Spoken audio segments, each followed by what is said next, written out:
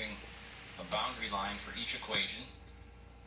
Graphing this equation, the slope is -2, which we make -2 over 1, and my y-intercept is the point 0, 4.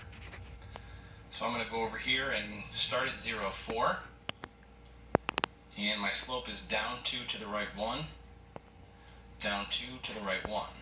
I graph that line. Now if you notice, I made that line a dotted line, and the reason I made it dotted is because it's a greater than without an equal to sign. That means the line is not solid, it's dotted. Second equation, the boundary will be y equals x minus 2. Slope is 1, which we make 1 over 1, and the y-intercept is the ordered pair 0, -2. So now we're going to graph that line. So that's what that line looks like. Now I should have probably done the graphing right away, but I'm going to go back and do the graphing for each one of these now, or the shading I should say.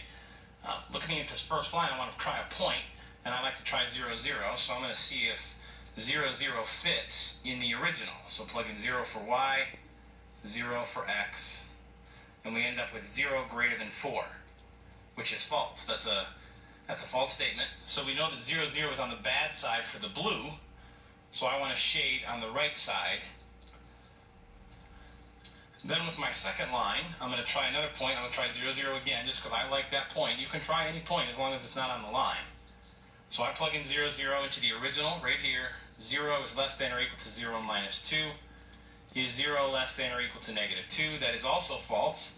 We want to shade the true side, so I'm going to shade the bottom because 0, 0 is on the false side. So now that we have them both shaded, we want to try to find any place where those two shaded areas overlap, and that would be right here in this region here.